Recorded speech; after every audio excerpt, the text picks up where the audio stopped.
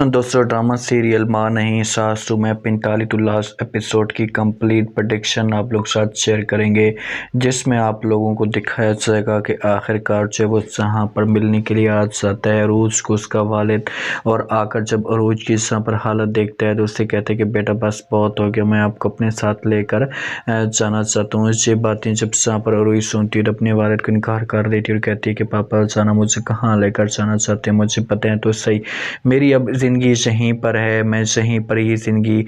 گزاروں گی، اب اس کے علاوہ میرے پاس کوئی آپشن ہی موجود نہیں ہے۔ جہاں پر سمجھانے کی کوشش کرتا ہے، والد سے کہتا ہے کہ تم بس وہیں پر میرے ساتھ زندگی گزار لینا، جو کچھ بھی ہو جائے، لیکن اس جگہ پر تم نہیں رہ سکتی، آپ کے ساتھ اتنا بڑا ظلم ہو رہا ہے اور آپ نے میرے ساتھ یہ بات شیئر کیوں نہیں کی۔ روز کہتی ہے کہ کچھ بھی نہیں ہو رہا، بس میں زندگی گزار رہی ہوں، اس امید پہ ہوں کہ ایک نہ ایک دن چاہے وہ مہرین ماں کو میرے اوپر یقین ہو جائے گا، اس کا دل صاف ہو جائے گا میرے کے لیے۔ والد کہتا ہے کہ جو لوگ پتھر کے ہوتے ہیں ان کا دل کبھی بھی صاف نہیں ہوتا، بس اپنا سامان پیک کرو میرے ساتھ چلیں، لیکن انکار کر دیتی ہے۔ روز سے کہتے ہیں کہ آپ جتنی بھی منتیں کریں گے، جتنے بھی بار بار میرے سامنے سے بات کریں گے، میرا الفاظ یہی ہوگا کہ میں نہیں آنا چاہتی، تو پلیز آپ یہاں سے چلے جائیں اور ناراض بھی نہیں ہونا۔ والد کہتا ہے کہ ٹھیک ہے بیٹا، آپ کی اپنی مرضی ہے، لیکن میں تمہاری ماں کو کیا جواب دوں گی؟ تو وہاں پر جب روز کہتے ہیں کہ آپ نے یہ جواب دینے کو بہت زیادہ خوش ہے، اس کو کسی چیز کی کسی کمی نہیں ہے، بس آپ ہمیشہ خوش رہیں، ساتھ رہیں، یہی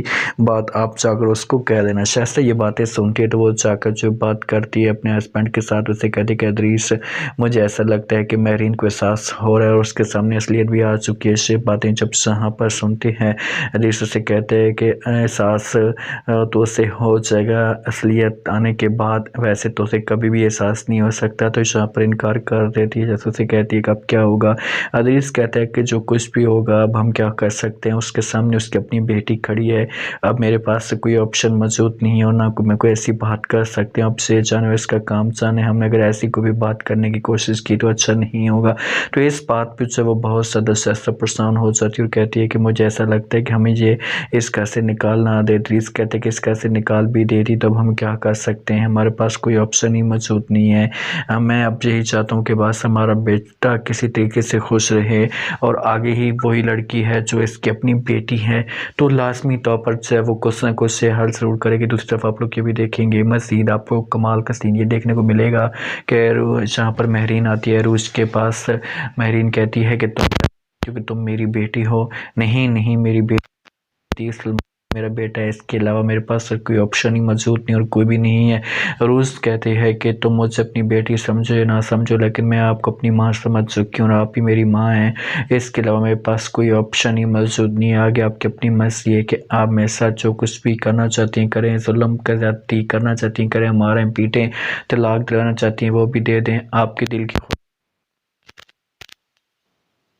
کہ روج وہاں سے چلے جاتی۔ روج کے آنسو ہوتے ہیں، سلمان آتا ہے روج کے پاس، اسے کہتے ہیں کہ روج مجھے معاف کر دو۔ روج سے باتیں چھوٹی مسکرا کر سلمان کی طرف دیکھنا شروع کر دیتے، اسے کہتے ہیں کہ اس بات کے معافی مانگنا چاہتے ہیں، چھوڑیں اس بات کو، میں بہت زیادہ خوش ہوں اور آپ کے لیے دعا کرتی ہوں کہ آپ کی ماں جہاں پر بھی آپ کو چاہتی ہے آپ خوش رہیں، آباد رہیں، یہی آپ کے لیے بہتر آپشن ہے۔ سلمان یہ باتیں سنتا انکار کرتے کہتے کہ روج پلیز ایسی باتیں مت کرو، میں اپنی ماں کی باتوں میں آ چکا تھا لیکن اب بس کی کوئی بات نہیں مانوں گا، میں ہمیشہ کے لیے آپ کو یہاں سے لے کر جانا چاہتا ہوں علیحدہ گھر میں، لیکن روز ان کا کہتی ہے کہ کبھی کسی بھی صورت میں میں آپ کو اکیلا نہیں کہوں گی، آپ کی ماں کی ضرورت ہے، ہمیں